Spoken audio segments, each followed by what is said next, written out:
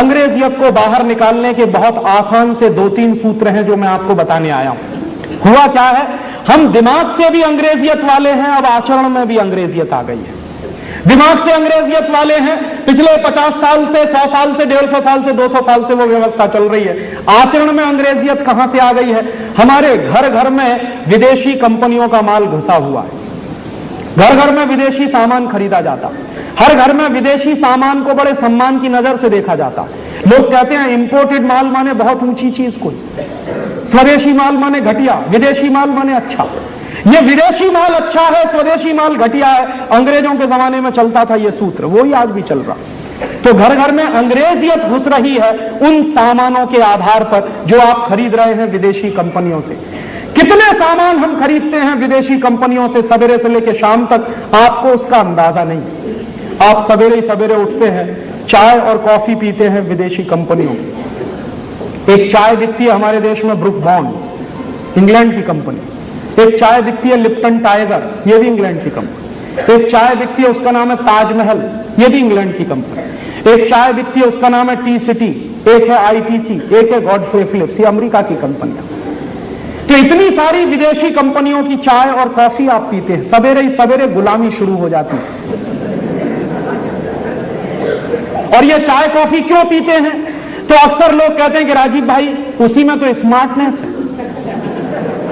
माने आज ये माना जाता है कि जो चाय कॉफी नहीं पिएगा वो बेवकूफ है, जो चाय कॉफी पिए वो बहुत स्मार्ट है। और अक्सर लोगों से मैं पूछता हूं कि क्यों पीते हैं चाय कॉफी, तो कहते हैं उसमें क्वालिटी होती है। क्या क्वालिटी होती है ये किसी को नहीं मालूम। चाय और कॉफी में क्वालिटी नहीं है, जहर है। क्या जहर है जानते हैं? चाय में एक जहर होता है उसका नाम है टैनिन, और कॉफी में एक जहर होता है उसका नाम है कैफीन। ये टैनिन और कैफीन दोनों जहर हैं जो कैंसर कर देते। तो हम लोग क्या करते हैं, सवेरे ही सवेरे जहर पीते हैं और कहते हैं क्वालिटी पी रहे हैं। और क्या करते हैं, खुद तो पी रहे हैं मरेंगे, मेहमान को भी मार रहे हैं पिला पिला के चाय। क्योंकि जब भी मैं किसी के घर में जाता हूं सबसे पहले पूछते हैं राजीव भाई चाय पिएंगे, मैं कहता हूं नहीं पिएंगे। कॉफी पिएंगे, मैं कहता हूं नहीं पिएंगे। तो क्या पिएंगे फिर? कोई नहीं पूछता राजीव भाई गाय का दूध पिएंगे या दही की ताक पिएंगे या लस्सी पिएंगे या नारियल का पानी पिएंगे। एक बार बंबई में मैं गया, मेरे एक परिचित हैं करोड़पति व्यक्ति, तो मैंने उनसे घर में जैसे ही घुसा तो उनकी पत्नी ने पूछा चाय कॉफी पिएंगे, मैंने कहा नहीं पीऊंगा। तो कहने लगी क्या पिएंगे, मैंने कहा नारियल का पानी पिलवा दीजिए। कहने लगा वो नहीं है हमारे पास। मैंने कहा क्यों नहीं है? कहा राजीव भाई नारियल का पानी ऑफर करने में शर्म आती है, माने चाय कॉफी जैसा जहर पिलाने में शर्म नहीं आती, नारियल का पानी पिलाने में शर्म आती है। मैंने उनसे पूछा आपको मालूम है चाय कॉफी किसको पीनी चाहिए? उन्होंने कहा मुझे नहीं मालूम। सच्चाई यह है कि हम में से किसी को नहीं मालूम कि चाय कॉफी किसको पीनी चाहिए। चाय कॉफी पीनी चाहिए उन लोगों को जो बहुत ठंडी में रहते हैं, माने America, Germany, France, Sweden, Switzerland, तमाम उन देशों में भयंकर ठंडी पड़ती है। साल में 9 महीने भयंकर ठंडी पड़ती है, 6 महीने तो बर्फ जमी रहती है। उन लोगों को चाय कॉफी की जरूरत होती है क्योंकि ठंडी ज्यादा पड़ती है और चाय कॉफी दोनों बहुत गर्म चीजें हैं। हमारे यहाँ क्या होता है, हमारे यहाँ साल में 9 महीने भयंकर गर्मी पड़ती है। तो जिस देश में साल में 9 महीने भयंकर गर्मी पड़ती है उसमें और गर्म चाय और कॉफी पी रहे हैं, माने सत्यानाश कर रहे हैं। और क्या सत्यानाश कर रहे हैं? अपने शरीर का और अपने शरीर के साथ साथ देश का। देश का क्या सत्यानाश कर रहे हैं? परदेशी कंपनियां आपके देश में चाय कॉफी बेच रही हैं। पता है क्या होता है? चाय हमारे देश के किसान पैदा करते हैं, कॉफी भी हमारे देश के किसान पैदा करते हैं। ये परदेशी कंपनियां क्या करती हैं, हमारे किसानों से चाय खरीदती हैं 24 रुपए में किलो, और वो 24 रुपए किलो की चाय जो खरीदते हैं किसानों से उसको हमें बेचते हैं 125 रुपए में 1 किलो। माने बीच का मुनाफा चला गया सब परदेशी कंपनियों को।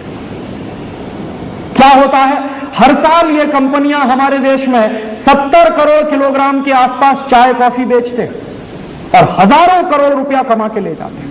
आपको मालूम है हम एक साल में जितनी चाय कॉफी पी लेते हैं उतने में हमारे देश का 5600 करोड़ रुपया विदेशी कंपनियों के हाथ में चला जाता है। तो सवेरे ही सवेरे हिंदुस्तान के खून पसीने की कमाई का 5,600 करोड़ परदेशी कंपनियों के हाथ में हम दे देते हैं, फिर कहते हैं भारत माता की जय। कहां से भारत माता जिंदा रहने वाली है? तो मैं आपसे निवेदन करने आया कि ये चाय कॉफी की अंग्रेजियत छोड़िए। तो आप पूछेंगे क्या पिए? हिंदुस्तानी बनिए, गाय का दूध पीजिए। गाय के दूध से बढ़िया दूसरी कोई चीज नहीं है पीने के लिए। तो आप पूछेंगे क्यों? अगर आप 5,600 करोड़ रुपए की चाय कॉफी पी रहे हैं, इतने ही पैसे का अगर गाय का दूध बिकना शुरू हो जाए इस देश में, तो कम से कम 1 करोड़ गाय पालनी पड़ेगी। और 1 करोड़ गाय अगर पालनी पड़ेगी तो 25 लाख गोपालक चाहिए, क्योंकि 4 गाय एक आदमी देख सकता। तो 25 लाख गोपालक अगर चाहिए तो 25 लाख लोगों को रोजगार मिल सकता है, उतने ही पैसे में जितने में हम चाय कॉफी पीकर हिंदुस्तान की बर्बादी कर रहे हैं। तो आप अपने शरीर को बर्बादी से बचा सकते हैं और हिंदुस्तान के 25 लाख लोगों को रोजगार दे सकते हैं 5,600 करोड़ का अगर गाय का दूध पीना शुरू करें। और एक दूसरी बात कि अगर 1 करोड़ गाय हम पालें और उसमें से इतना दूध पैदा हो, तो हर गाय 1 साल के अंदर खड़े खड़े 25,000 रुपए का ऑर्गेनिक फर्टिलाइजर पैदा करती है। गोबर जो देती है उसमें से 25,000 रुपए का खाद बनता एक गाय से।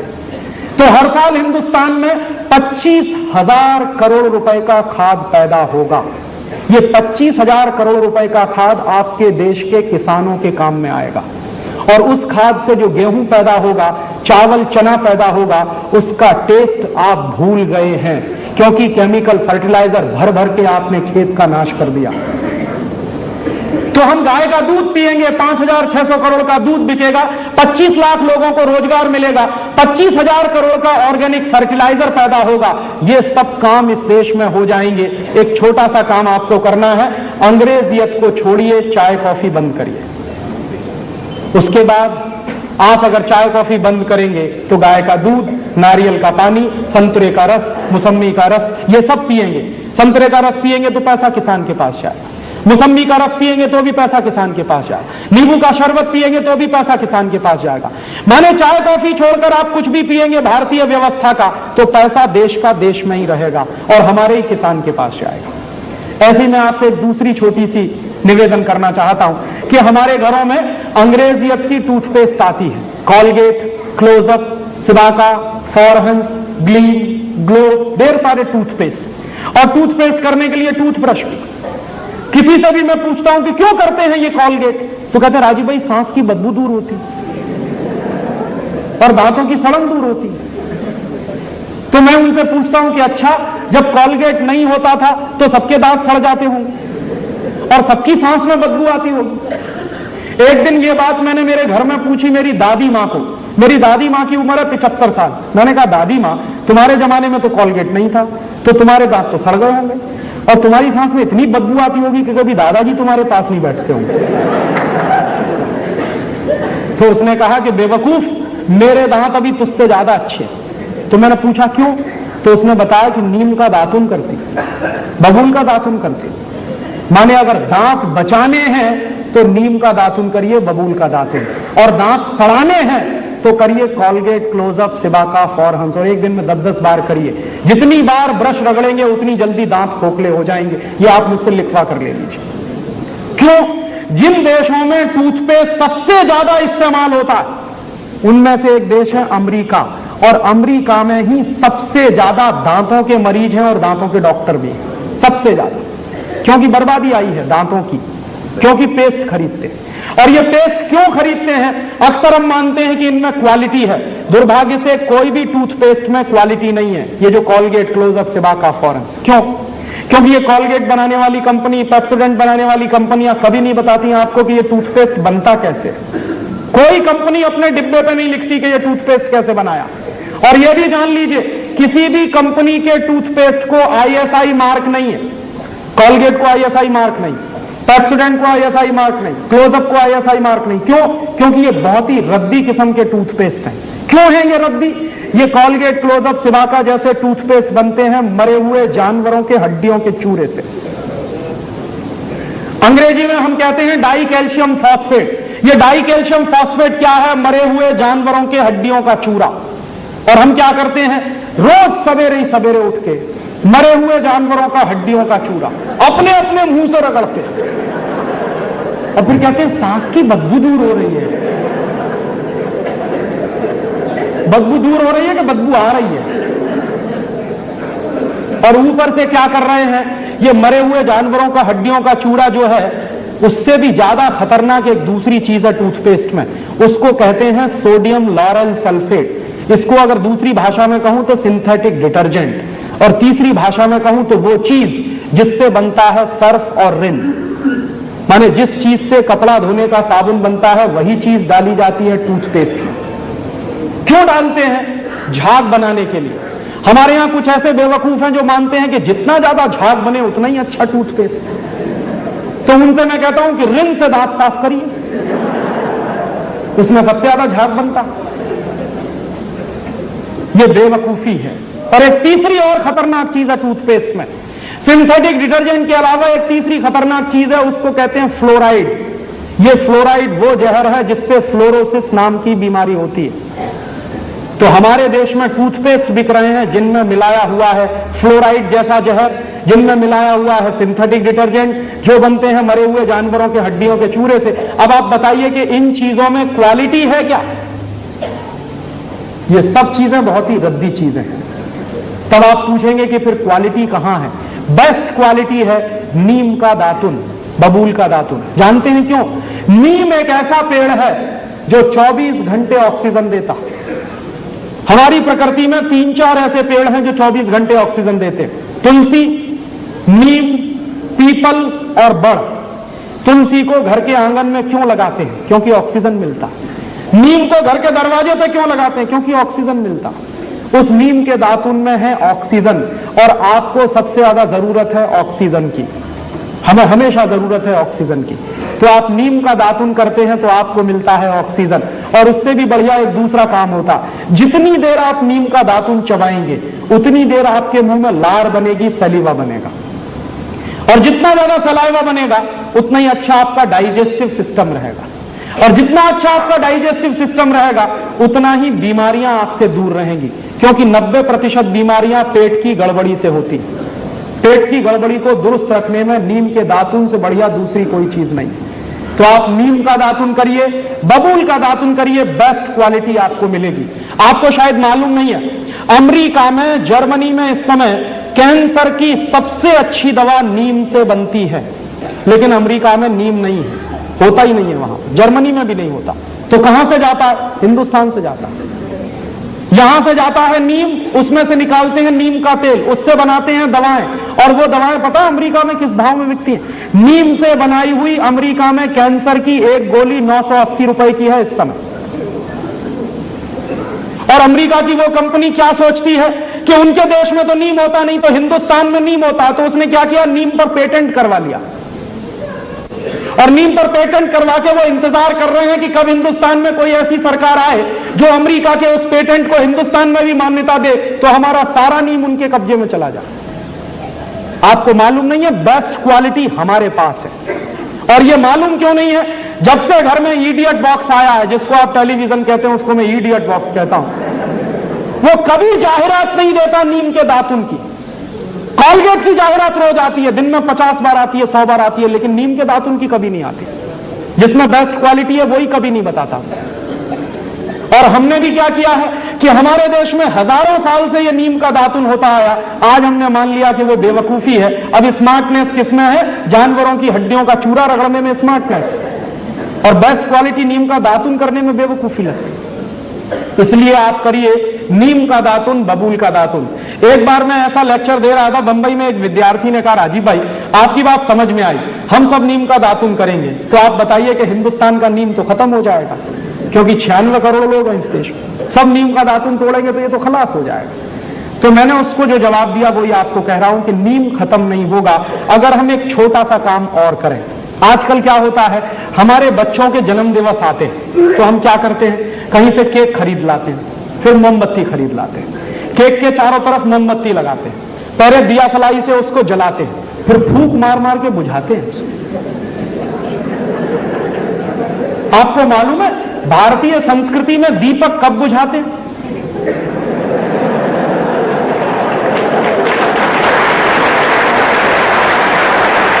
भारतीय संस्कृति में दीपक बुझाते हैं जब किसी की मौत होती है। हम क्या कर रहे हैं? जिसका जन्मदिन मना रहे हैं उसी के मरने की तैयारी भी कर रहे हैं। और ये आया कहां से है? अंग्रेजियत से आया है ये तंत्र। तो इस बेवकूफी की अंग्रेजियत को छोड़िए। तो आप पूछेंगे फिर क्या करें? अपने बच्चों का जन्मदिन मनाइए, घी के दीपक जलाइए। बुझाते नहीं है, भारतीय संस्कृति में दीपक जलाया जाता है। तो दीपक जलाइए और एक दूसरा छोटा सा काम और करिए कि अपने बच्चे के नाम से उसके जन्मदिन पर एक नीम का पौधा लगाइए। तो आपके अगर मान लीजिए एक बच्चा है और उसके 50 जन्मदिन आए, भगवान से मैं तो कहता हूं कि 100 आए, लेकिन अगर 50 भी जन्मदिन आए तो वो 50 नीम के पेड़ लगाएगा। और हिंदुस्तान में 96 करोड़ की आबादी है, हर साल 96 करोड़ नीम के पौधे लगेंगे। और आपको मालूम नहीं है, एक नीम का पेड़ अगर 10 साल तक खड़ा रहे, उसको कोई काटे नहीं, तो 15 लाख रुपए की ऑक्सीजन देता। तो अगर हमारे बच्चे ने 50 नीम के पेड़ लगाए अपने पूरे जीवन में, तो 7.5 करोड़ रुपए की ऑक्सीजन पैदा होगी। इतना बड़ा काम होगा। और वो ऑक्सीजन काम किसके आएगी? हमारे। और नीम का दातुन हम सबको मुफ्त में मिलेगा। दातुन को कभी भी एक बार करके मत फेंकिए। एक बार किया, उसको काट के पानी में डाल के रखिए, दूसरी बार भी काम आएगा। एक दातुन को मैं कम से कम 1 हफ्ते चलाता हूं। एक बार मैं ये बता रहा था तो IIT का एक स्टूडेंट खड़ा होगा, कहने लगा, क्या राजीव भाई उल्टी उल्टी बातें बताते हैं, एक दातुन को बार बार कैसे करें, गंदा नहीं लगता? तो मैंने कहा, भाई जरा ये बता कि एक टूथब्रश को कितनी बार करता?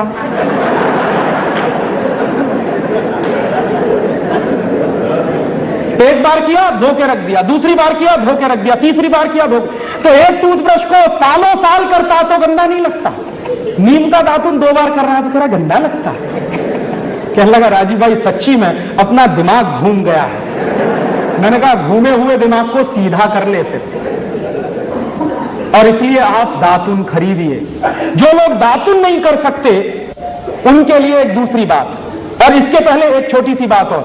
एक बार मैंने हिसाब लगाया, पूरे देश में परदेशी कंपनियों का जितना टूथपेस्ट बिकता है और टूथब्रश करीब 450-500 करोड़ रुपए का है। और ये 450-500 करोड़ रुपया हम दे देते हैं परदेशी कंपनियों को। अगर इतने रुपए का नीम का दातुन बिके या बबूल का दातुन बिके तो जानते हैं क्या होगा? कम से कम 4 लाख लोगों को रोजगार मिलेगा। आप जाइए कभी बंबई में, हर स्टेशन के बाहर नीम का दातुन, बबूल का दातुन बिकता है। लेकिन जो बेचने वाले लोग हैं बहुत ही गरीब हैं, सवेरे से शाम तक बेचारे बैठे रहते हैं, बहुत कम लोग हैं खरीदते हैं। कि अगर सब लोग उनका दातुन खरीदें तो पैसा उस गरीब के पास जाएगा और वो उस गरीब के माध्यम से किसान के पास पहुंचेगा। तो अगर ये व्यवस्था बने तो 4 लाख किसानों को हम रोजगार दे सकते हैं। माने 4 लाख किसान हिंदुस्तान में सिर्फ नीम का पेड़ लगाकर ही रोजगार पा सकते हैं। ये व्यवस्था हम चला सकते हैं। और जो लोग दातुन नहीं कर सकते वो उंगली से मंजन करें। काला दंत मंजन आता है, लाल दंत मंजन आता है, सबसे बढ़िया दंत मंजन नमक मीठू, वो आपके सबके घर में है। दंत मंजन क्यों करें? क्योंकि ये जो उंगली होती है, दाहिने हाथ की पहली उंगली, इसमें एक मेरिडियन पॉइंट होता है। एक्यूप्रेशर का विज्ञान बताता है कि दाहिने हाथ की पहली उंगली में लार्ज इंटेस्टाइन का एक मेरिडियन पॉइंट है। तो जितनी देर आप उंगली से दांत साफ करते हैं, दांतों की सफाई होती है, मसूड़ों की मालिश होती है, उससे भी बड़ा काम होता है, आपकी बड़ी आंत की पूरी सफाई होती है। आपको मालूम नहीं है। इसलिए हजारों साल से इस देश में उंगली से दांत साफ करने की परंपरा है। बहुत वैज्ञानिक काम है उंगली से दांत साफ करना। तो या तो उंगली से दांत साफ करिए या करिए दातुन, दोनों बेस्ट क्वालिटी हैं। हिंदुस्तान का सैकड़ों करोड़ रुपया बचेगा, 4 लाख लोगों को हम रोजगार दे सकते हैं। ऐसे ही तीसरा छोटा सा निवेदन, हमारे घरों में साबुन आता है, Lux, Lifebuoy, Liril, Rexona, Pears, Camay, Palmolive, Johnson and Johnson वगैरह वगैरह। ये सब साबुन क्यों खरीदते हैं? एक बार मैंने एक भाई से पूछा कि लक्स से क्यों नहाते हो? कहने लगा, माधुरी दीक्षित कहती। एक दूसरे से पूछा कि तुम क्यों लगाते हो? कि हेमा मालिनी कहती। तो कभी माधुरी दीक्षित और हेमा मालिनी कुएं में गिरेंगे तो हम भी गिरेंगे। ये बेवकूफी मत करिए। और मैं, शायद आपको मालूम नहीं है, कि माधुरी दीक्षित की या हेमा मालिनी या कोई भी फिल्मी हीरोइन लक्ष्य से नहीं नहाती, साबुन से नहीं नहाती। तो आप पूछेंगे मुझको कैसे मालूम?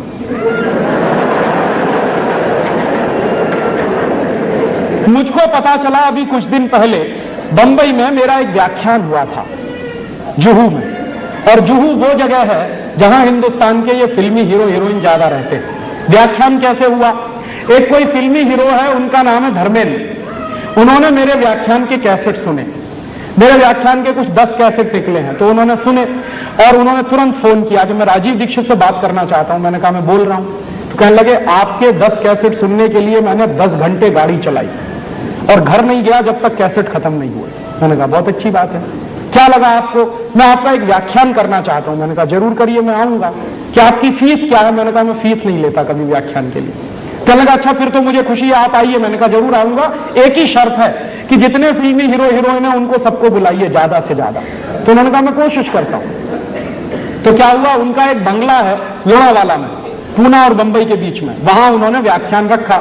मैं गया, ज्यादा लोग तो नहीं आए, कुछ 25-30 लोग आए थे। उनके बीच में मीटिंग हुई, बातचीत हुई, बहुत सारे सवाल पूछे। जब खत्म हो गए उनके सवाल तो मैंने उनसे कहा कि अब मैं एक सवाल पूछूंगा। तो हेमा मालिनी से मैंने पूछा क्या आप मुझे बताओ कि लक्स से नहाती हो? नहीं। लाइफ बॉय से नहाती हो? नहीं। कैमे से नहाती हो? नहीं। लिरिल से नहाती हो? नहीं। मैंने कहा आप नहाती भी हो? तो कहने लगी नहाती तो रोज हूं। मैंने कहा फिर किससे?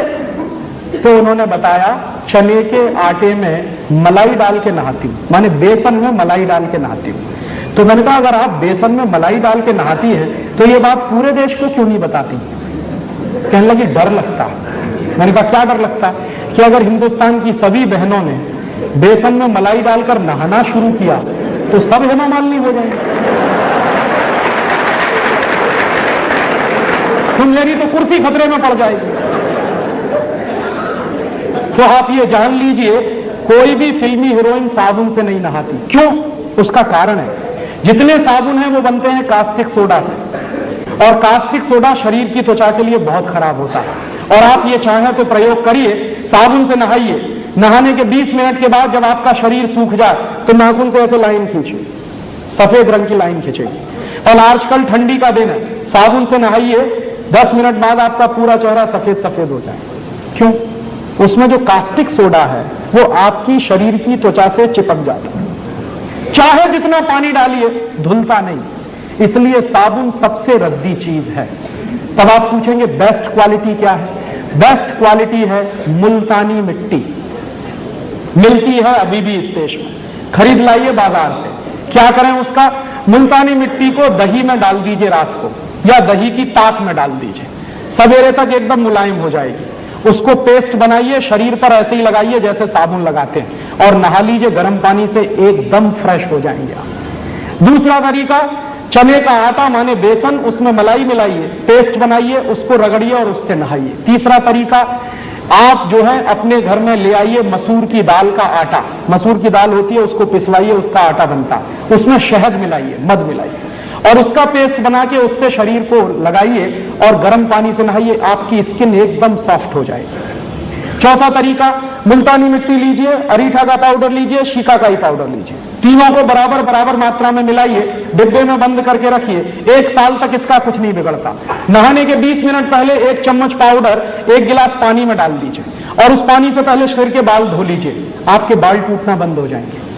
और फिर उसी पानी से शरीर से नहा लीजिए, आप कोई साबुन लगाने की कभी जरूरत ही महसूस नहीं होगी। और आपको मैं बताऊं सबसे अच्छा, आपके यहां अकोला में गाय के गोबर से एक साबुन बनता है, और गाय के गोबर से जो साबुन बनता है, पिछली बार मैं आया था यहां से खरीद के ले गया था और मैंने मेरे सब दोस्तों को बांटा, मैं भी नहाता हूं। मैं आपको सच बताऊं कि उस साबुन से नहाने के 10 मिनट के बाद शरीर में से खुशबू निकलती। फिर एक दिन मैंने पुराने कुछ ग्रंथ खोजे तो मुझे पता चला कि हिंदुस्तान में जब यज्ञ किया जाता था तो किसी भी राजा को यज्ञ करने से पहले गोबर से स्नान करना जरूरी होता था। भगवान राम ने भी यही किया था। जब भगवान राम ने यज्ञ किया तो गोबर से स्नान किया था, तब यज्ञ करने के लिए बैठ पाए थे। तो शास्त्रों में इसका वर्णन है, और गोबर से स्नान करना बहुत ऊंची बात है। आपके घर में अगर देसी गाय है तो उसके गोबर से आप सीधे स्नान कर सकते हैं, नहीं है तो आपके अकोला में बनता है इतना अच्छा साबुन, और अगर आप वो खरीदेंगे तो पैसा कहां जाएगा? अकोला का पैसा यही रहने वाला है। और वो साबुन यहां के किसी गौशाला में बनता तो आपका दिया गया पैसा जाएगा कहां? गौशाला में जाने वाला। उस गौशाला को चलाने वाले कुछ भाइयों को रोजगार मिलेगा। और मेरी तो कल्पना है कि ऐसी गौशालाएं गांव गांव गली गली घर घर में खुल जाए, और उनमें से ये गोबर निकलेगा, साबुन भी बनेगा, दूध बनेगा, घी निकलेगा, क्या क्या नहीं होगा। पूरे हिंदुस्तान की अर्थव्यवस्था बदल सकती है। तो आप ये फालतू के साबुन खरीदना बंद करिए। मुल्तानी मिट्टी से नहाइए, अरीठा, शिकाकाई, मुल्तानी मिट्टी के पाउडर से नहाइए, या फिर चने के आटे से नहाइए, या फिर आपके गांव में जो गोरस का गोबर से साबुन बनता है उससे नहाइए। हिंदुस्तान का हर साल हम सैकड़ों करोड़ रुपया बचा सकते हैं।